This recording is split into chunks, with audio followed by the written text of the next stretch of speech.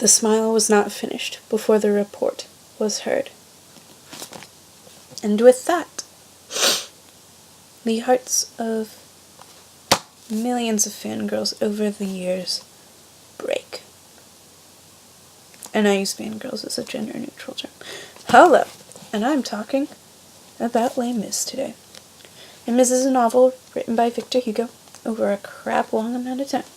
He wrote most of it in an island, actually, where he was exiled. Fun fact.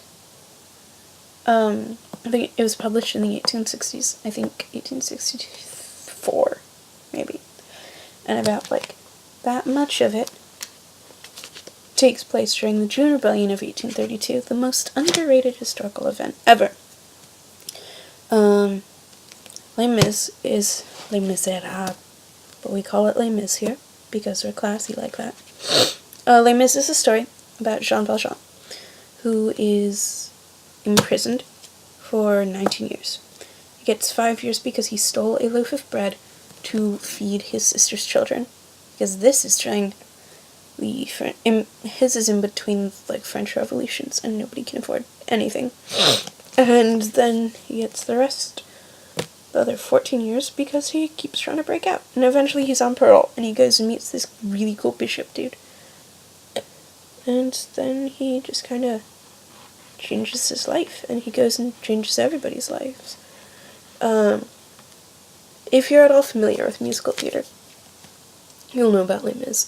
If you're at all familiar with France, you'll know about Les Mis. You'll know about Jean Valjean, maybe the bishop, Fantine Fischer, Monsieur and Madame Thénardier,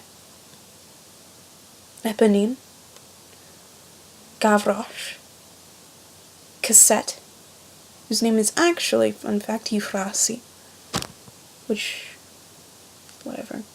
Cassette is a diminutive form of Cote, I think, which means little thing, and so it's oh, little thing, and it's a weird pet name. And of course you'll know Marius, and if you're really cool, you'll know Enjolras.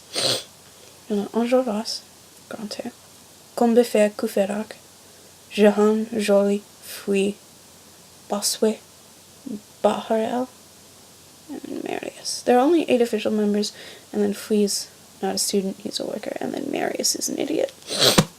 Those are les mythes de l'ABC, or the French, the ABC, or ABC. Poor Victor Hugo loves puns. Anyway, this is my favorite book at the moment, and it has been since I read it for the first time. You can see I've read it so much the cover's falling off. I actually own 4 copies of this because I'm trash. But this is my favorite because of the way it translates 2 lines. Do you permit it? And the all-important nitric acid. I'm going to put it down now. So I first read this book in 9th grade because I wanted to watch the movie.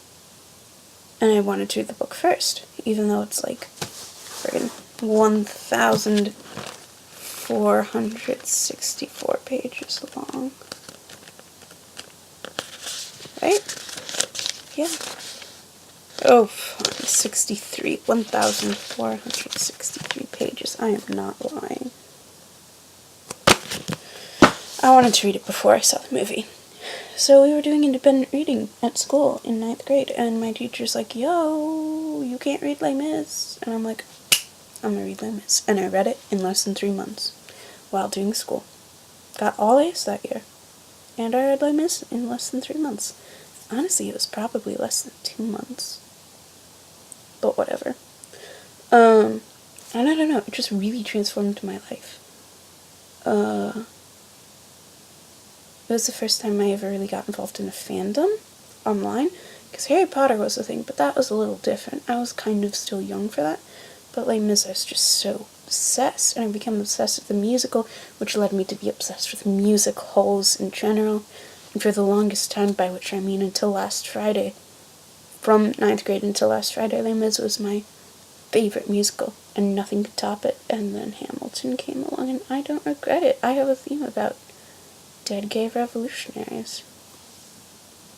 spoiler for American history and books that are like 200 years old, people die. But, I don't know. It just really shaped my worldview a lot. It made me a lot more passionate about justice, and also I really just kind of developed this idea where I wanted to live like the bishop, to live in pretty much poverty because I'm so busy giving away all of my stuff, and I think that's really cool. And it inspired my love of politics, and I wouldn't be able to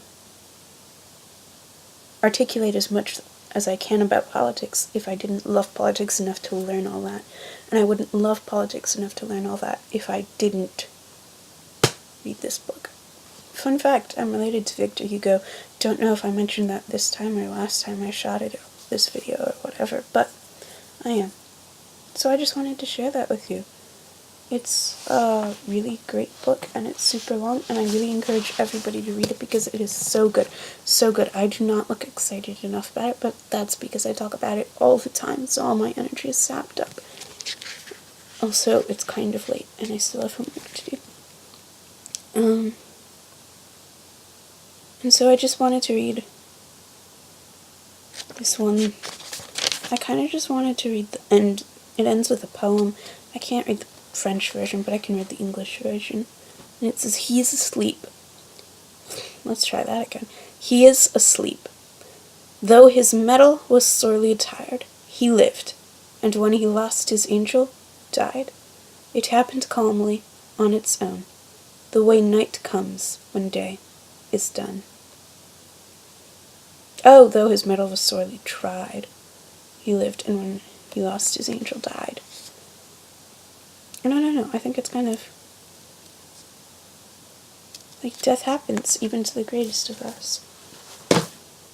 On that lovely note, like, comment, and subscribe. Like for Cara Delevingne and Nat Wolf. Comment for Skillet. Subscribe for me. I hope you have a great day.